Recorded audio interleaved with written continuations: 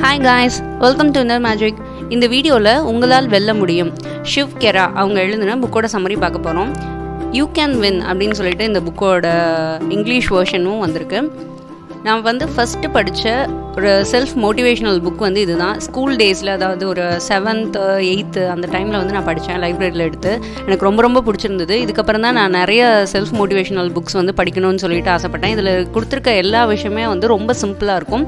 அதை நம்ம எப்படி எக்ஸிக்யூட் பண்ணுறது அப்படிங்கிற ஸ்டெப்ஸையும் இதில் ஆத்தர் சொல்லியிருப்பாங்க.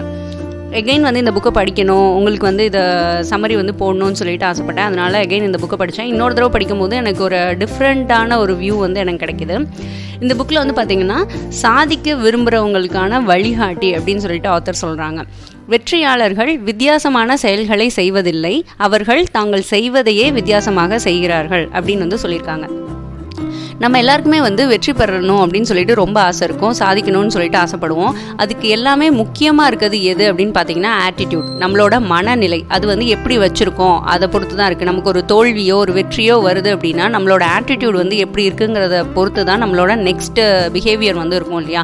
அதனால ஆட்டிடியூட் நம்ம நல்லா வச்சுக்கணும் அப்படின்னு சொல்கிறாங்க. வெற்றி பெறதுக்கு தடையாக இருக்கக்கூடிய முக்கியமான ஒரு விஷயம் தள்ளி போடுதல் அப்படின்னு சொல்கிறாங்க. தள்ளி போடுதலை பற்றி நம்ம நிறைய புக் சம்மரியில் பார்த்துருப்போம்.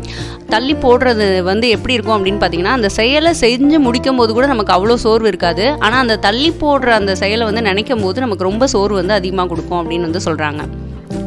அறியாமைங்கிற ஒரு விஷயம் நமக்கு எல்லாருக்குமே இருக்கும். அந்த அறியாமை நம்ம எவ்வளோ சீக்கிரம் முடியுதோ அவ்வளோ சீக்கிரம் போக்கிக்கணும். அப்படி இல்லைன்னா அது என்னென்னலாம் குணங்களை நம்மக்கிட்ட ஏற்படுத்தும் அப்படின்னு பார்த்தீங்கன்னா, சின்ன புத்தித்தனமாக யோசிக்கிறது, பயம், பிடிவாதம், அகம்பாவம், பாரபட்சம் பார்க்குறது, இந்த மாதிரி நிறைய விஷயங்களை நமக்கு கொடுத்துரும். அதனால் முடிஞ்ச அளவுக்கும் நமக்கு அறியாமை இருக்குது அப்படின்னு நம்ம ஃபீல் பண்ணோம்னா உடனே அதை போக்கிக்கிறது நல்லது அப்படின்னு சொல்கிறாங்க. நிறைய பேர் சொல்லுவாங்க, என்கிட்ட டைமே இல்லை, நான் நிறைய விஷயங்கள் செய்யணும்னு நினச்சிட்ருக்கேன், டைமே இல்லை அப்படின்னு சொல்கிறாங்க. அவங்களுக்கெல்லாம் ஆத்தர் என்ன ஒரு அட்வைஸ் கொடுக்குறாரு அப்படின்னு பார்த்தீங்கன்னா, நம்மக்கிட்ட ஒரு டு டூ லிஸ்ட் வச்சுருக்கீங்க அப்படின்னா அதில் ரொம்ப முக்கியமாக அவசியமாக செய்யக்கூடிய செயல்களை முதல்ல எடுத்து செய்யுங்க. அதே மாதிரியே ப்ரையாரிட்டி கொடுத்து ஒரு விஷயமா நம்ம முடிச்சுக்கிட்டே வரும்போது எண்ட் ஆஃப் த டே நம்ம செய்யணும்னு நினச்ச எல்லா விஷயமும் முடிச்சிருப்போம்.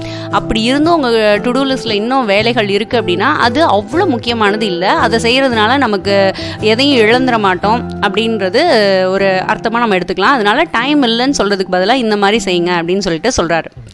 தோல்வி அடைகிறவங்கெல்லாம் 2 கேட்டகரியாக பிரிக்கிறாங்க. என்னன்னு பார்த்தீங்கன்னா, சிந்திக்காமல் செயலாற்றுபவர், இன்னொருத்தர் பார்த்தீங்கன்னா சிந்தித்து விட்டு செயலாற்றாமல் இருப்பவர்கள். இந்த 2 கேட்டகரியில் தோல்வி அடைந்தவங்க வந்துருவாங்கன்னு சொல்கிறாங்க. அதனால நம்ம இந்த 2 கேட்டகரியில் இருக்கோமா, அப்படி இல்லாமல் இருக்கிறதுக்கு என்ன பண்ணுறது அப்படிங்கிறத நம்ம சிந்திக்கணும். நெக்ஸ்ட்டு, ஒரு தவறு செஞ்சிட்டோம் அப்படின்னா அதை எப்படி கையாளுறது, சிறந்த முறையில் எப்படி கையாளுறது அப்படின்னு சொல்கிறாரு. அதை ஃபஸ்ட்டு ஒத்துக்கணும். அதுக்கப்புறம் அதிலேயே கிடந்து உழல்வாங்க இல்லையா, நம்ம இந்த தவறை செஞ்சிட்டோமேன்னு சொல்லிட்டு முன்னோக்கி போகாமல் அப்படியே அதே இடத்துல இருந்து கவலைப்பட்டுட்டே இருப்பாங்க. அந்த மாதிரி இருக்காதீங்க அப்படின்னு சொல்கிறாங்க. நம்ம செஞ்ச தவறுலேருந்து கற்றுக்கொள்வது ரொம்ப ரொம்ப முக்கியம், அதை பண்ணுங்க அப்படின்றாங்க. மீண்டும் அதை செய்யாமல் இருக்கிறதுக்கு ஒரு அவேர்னஸ் நம்ம க்ரியேட் பண்ணிக்கணும், அதை சொல்கிறாங்க. சில பேர் என்ன பண்ணுவாங்கன்னா, தவறு செஞ்சுட்டு அதை பிறர் மேலே போடுறது, இல்லை அது சாக்கு சொல்கிறது, நான் இதனால தான் அதை செஞ்சேன் அப்படின்லாம் சாக்கு சொல்லுவாங்க இல்லையா. அந்த மாதிரிலாம் இல்லாமல் சிறந்த முறையில் கையாளுங்க அப்படின்னு சொல்கிறாங்க. நெக்ஸ்ட்டு, செல்ஃப் எஸ்டீம் ரொம்ப ரொம்ப இம்பார்ட்டன்ட். அதாவது சுய கௌரவம், நம்மளை பற்றி நம்மளோட கருத்து என்ன அப்படிங்கிறது ரொம்ப முக்கியம். நம்ம ஒரு உயர்ந்த மனிதர், நம்மளால் எல்லாமே செய்ய முடியும், என்னால் பண்ண முடியாது இல்லை, நான் முயற்சி செஞ்சேன்னா முடிச்சிடுவேன், அந்த மாதிரி சில செல்ஃப் எஸ்டீம்ஸ் நம்ம வச்சுக்கணும். இதுக்கு ஒரு ஸ்டோரி, சூப்பரான ஸ்டோரி சொல்கிறாரு. என்னென்னா, ஒரு பூசணிக்காய் இருக்கு இல்லையா, அது ஒரு பூ விட்டு அது காய் வரப்போகுது. அந்த டைமில் ஒரு பாட்டிலுக்குள்ளே அந்த பூசணிக்காய் அந்த சின்ன காயாக வரும்போது அதை வச்சிடுறாரு. எல்லா பூசணிக்காயும் நல்லா பெருசாக வளர்ந்துருச்சு. ஆனால் இந்த பாட்டிலுக்குள்ளே வச்ச பூசணிக்காய் மட்டும் அதனால் வளர முடியல, அந்த பாட்டிலோட சைஸ் அளவுக்கு மீறி அதனால் வளர முடியல. ஸோ நம்ம செல்ஃப் எஸ்டீம் ரொம்ப ஹையாகவும் வச்சுக்கக்கூடாது. நம்ம கரெக்டாக நம்மளோட வேல்யூ என்னங்கிறத நம்ம எல்லாருமே தெரிஞ்சுக்கிட்டு அதுக்கேற்ற சுயகரம் வச்சுக்கணும். இது என்னால் முடியாது, இல்லை ஏதாவது நம்மளை கண்ட்ரோல் பண்ணிக்கிறது, இல்லை தேவையில்லாமல் பயப்படுறது, நம்மளை அவுட் ஆஃப் த பாக்ஸ் யோசிக்காமல் நம்மளை செய்யக்கூடிய விஷயங்கள் எல்லாமே இந்த லோவான ஒரு செல்ஃப் எஸ்டீம் தான். அதை வச்சுக்காதீங்க அப்படின்னு சொல்கிறாங்க. பாசிட்டிவான ஆட்டோ சஜஷன்ஸ் நம்ம எப்பயுமே கொடுத்துக்கணும். ஏதாவது ஒரு தோல்வியோ இல்லை ஏதாவது ஒரு விஷயங்கள் நமக்கு நடக்காமல் இருக்கும்போது பரவாயில்ல பார்த்துக்கலாம், இதை முடியும், நம்மளால் செய்ய முடியும்னு சொல்லிட்டு ஒரு செல்ஃப் டாக், ஒரு நண்பனை போல் ஒரு சிறந்த ஒரு வெல் விஷர் நமக்கு பக்கத்துலேயே இருந்தாங்க அப்படின்னா அவங்க நம்மக்கிட்ட என்ன சொல்லுவாங்க, இப்போ உங்கள் அம்மாவாக இருக்கலாம், உங்கள் அப்பாவாக இருக்கலாம், அவங்க பக்கத்துலேயே இருந்தாங்கன்னா பரவாயில்ல விழுந்தா என்ன பரவாயில்ல எழுந்து ஓடு, அந்த மாதிரி ஏதாவது சொல்லுவாங்க இல்லையா. அந்த மாதிரி நமக்கு இன்னொருத்தவங்க நம்மளை புஷ் பண்ணணும்னு நினைக்கிறதுக்கு பதிலாக நம்மளே ஒரு பாசிட்டிவான ஆட்டோ சஜஷன்ஸ் எப்பயுமே கொடுத்துட்டே இருக்கணும் அப்படின்றாங்க.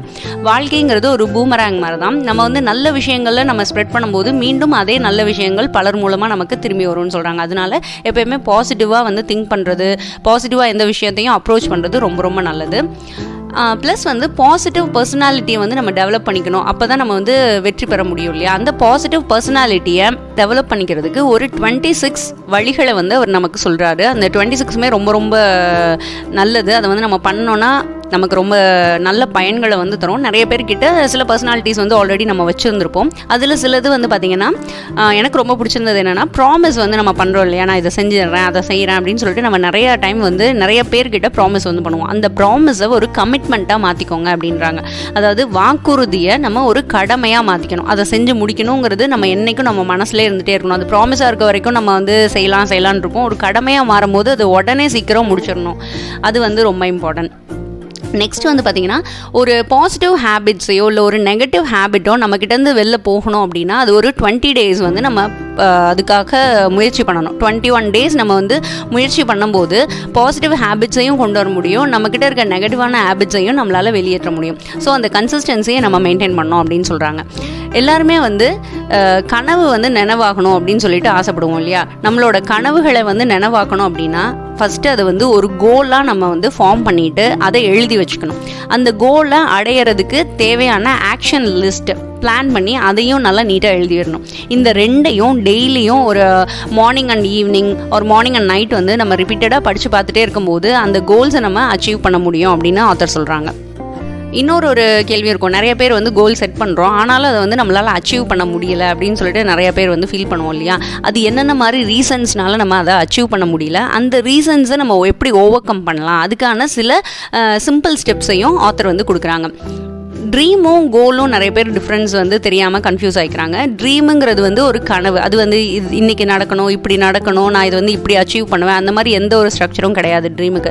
பட் கோல்னு எடுத்திங்கன்னா அதுக்கு ஒரு டைரக்ஷன் இருக்கும், ஒரு டெடிகேஷன் இருக்கும், டிட்டர்மினேஷன் இருக்கும், ஒரு டிசிப்ளின் இருக்கும், ஒரு டெட்லைன் இருக்கும். இந்த டைமில் முடிப்பேன் அப்படின்லாம் ஒரு டெட்லைன்லாம் வச்சுருப்போம்.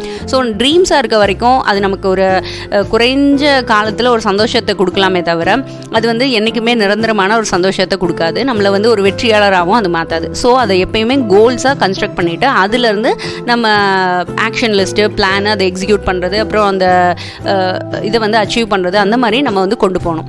கோல் வந்து பார்த்திங்கன்னா ஸ்மார்ட்னு சொல்லிட்டு எல்லாம் கேள்விப்பட்டுருவோம். அது வந்து ஒரு ஸ்பெசிஃபிக்காக இருக்கணும், அச்சீவபிளாக இருக்கணும், மெஷரபிளாக இருக்கணும், ரியலிஸ்டிக்காக இருக்கணும், ஒரு கால வரையறைக்குள்ளே இருக்கணும். இந்த 5 விஷயங்களும் உங்கள் கோல் வந்து ஃபில்ஃபில் பண்ணுதா அப்படிங்கிறத பார்த்துக்கோங்க. ஏன்னா வந்து திட்டமிடப்படாத எந்த ஒரு கோலும் வந்து வெற்றி அடைய முடியாது. அதே மாதிரி இந்த காலத்துக்குள்ளே முடிக்கணுங்கிற அந்த ஒரு டைம் லிமிட்டும் அதுக்கு நம்ம செட் பண்ணியிருக்கணும். இது எல்லாமே அதுக்குள்ளே வருதான் நம்ம செக் பண்ணிக்கணும். உங்கள் எல்லாருக்குமே தெரியும் கோல்ஸ் வந்து பார்த்திங்கன்னா short term, mid term and long term goals எல்லாம் இருக்குது. அதுக்கேற்ற மாதிரி பண்ணுங்கள். இப்போ 5 இயர்ஸ்க்கு மேலே போகுது அப்படின்னா அது லைஃப் டைம் கோல்னு தான் சொல்லணும். அதுக்கேற்ற மாதிரி உங்களோட ஆக்ஷன் வந்து நீங்கள் பண்ணிக்கணும். கோல் வந்து எப்பயுமே பேலன்ஸ்டாக இருக்கணும்னு சொல்கிறாங்க. நிறைய பேர் வந்து பணக்காரராக இருப்பாங்க ஆனால் அவங்க ஃபேமிலி வந்து அவங்களுக்கு சப்போர்ட் பண்ணியிருக்க மாட்டாங்க, இல்லை அவங்க உடம்பை வந்து நல்லா பார்த்துருக்க மாட்டாங்க. நிறைய பேர் ரொம்ப உழைச்சிட்டே இருப்பாங்க, யாருக்கு உழைச்சிட்ருக்கீங்கன்னு கேட்டால் ஃபேமிலிக்குன்னு சொல்லுவாங்க. பட் ஃபேமிலியோட அவங்க டைமே ஸ்பெண்ட் பண்ண மாட்டாங்க. ரிட்டையர்மெண்ட் ஏஜில் வந்து நான் ஃபேமிலியோட டைம் ஸ்பெண்ட் பண்ணுறேன்னு சொல்லுவாங்க. பட் குழந்தைங்களுக்கு அப்பாவை பற்றிய நினைவுகளோ, அப்பா எப்படி இருப்பாங்க அதை பற்றி அந்த ஒரு பாசம் பிணைப்பு எதுவுமே இல்லாமல் இருக்கும். அவங்க வந்து ரொம்ப வெறுமையை வந்து ஃபீல் பண்ணுவாங்க. ஸோ நம்ம கோல் வந்து செட் பண்ணும்போது அது பேலன்ஸ்டாக இருக்கா அப்படிங்கிறதையும் பார்த்துக்கணும். எந்தெந்த விஷயம்லாம் பார்க்கணும் அப்படின்னு பார்த்தீங்கன்னா family, financial, health, mind, society, spiritual, இந்த 6 விஷயத்துலையுமே பேலன்ஸ்டாக உங்கள் கோல் வந்து இருக்கா அப்படின்னு சொல்லிட்டு பார்த்துக்கோங்க. கோலை வந்து செட் பண்ணுறோம் இல்லையா, அது வந்து நம்மளை தூண்டிவிடக்கூடிய அளவுக்கு உயர்ந்த ஒரு கோலாக இருக்கணும். இப்போ உங்களால் ஒரு 1 hour வந்து வாக்கிங் போக முடியும், உங்கள் வெயிட் வந்து லாஸ் பண்ணணும்னு நினைக்கிறீங்க. ஸோ 1 hour உங்களால் வாக்கிங் போக முடியும் அப்படிங்கும்போது நீங்கள் ஒரு 1/2 hour தான் முடியும் அப்படின்னு சொல்லிட்டு உங்களை லிமிட் பண்ணிவிட்டு நம்ம வந்து கோல் செட் பண்ணிக்கூடாது. நம்ம செட் பண்ணுற கோல் வந்து நம்மளை தூண்டி விடக்கூடிய அளவுக்கு இருக்கணும் அப்படின்னு வந்து சொல்கிறாங்க. நிறைய பேர் வந்து கோல் செட் பண்ணும்போது கொஞ்சம் பயப்படுறாங்க. இப்போ வந்து ஒரு பெரிய வீடு வாங்கணும்னு சொல்லிட்டு ஒரு கோலாக ஒரு ஆசையாக வச்சுருக்காங்கன்னு வச்சுக்கோங்களேன். இப்போ இருக்க பொருளாதார நிலைமையை வச்சுட்டு என்னால் அவ்வளோ பெரிய வீடு வந்து வாங்க முடியுமா அப்படின்லாம் வந்து நிறைய பேர் டவுட் பண்ணுவாங்க. அதுக்கு வந்து என்ன நம்ம நினச்சிக்கணும் அப்படின்னா, நம்ம எந்த இடத்துல இருக்கோங்கிறத வந்து நீங்கள் நினச்சிக்காதீங்க, எதை நோக்கி நீங்கள் பயணப்படுறீங்கிறத பாருங்கள். அந்த பயணம் வந்து உங்களை அந்த கோலோட இடத்துக்கு கொண்டு போய் சேர்க்கும் அப்படின்னு வந்து சொல்கிறாங்க. ஸோ எப்பயுமே வந்து நம்ம இருக்க நிலைமையை வச்சுட்டு கோல் செட் பண்ணக்கூடாது. ஒரு உயர்ந்த அளவுக்கு நம்மளை தூண்டக்கூடிய அளவுக்கு நம்ம கோல் வந்து ரொம்ப ஹையாக வந்து செட் பண்ணிக்கணும். அந்த திட்டத்தை வந்து சிறிய திட்டமாக தீட்டாதீங்க. நம்ம ரத்தத்தை கிளர்ந்தலை செய்யக்கூடிய பெரிய திட்டங்களாக தீட்டி வெற்றி பெறுங்க அப்படின்னு சொல்கிறாங்க. எல்லாருக்குமே வந்து மரணம்ங்கிறது பிடிக்குதோ பிடிக்கலையோ ஏற்பட போகுது. ஸோ மரண படுக்கையில் இருக்கும்போதோ இல்லை நம்ம மரணத்துக்கு பின்னாடியோ தான் இந்த உலகம் வந்து நம்மளை பற்றி பேசும். இவன் வந்து இப்படிப்பட்டவனாக இருந்தான், இதெல்லாம் செஞ்சான், இதெல்லாம் பண்ணான் அப்படின்னு சொல்லிட்டு நம்மளை பற்றி பேசுவாங்க.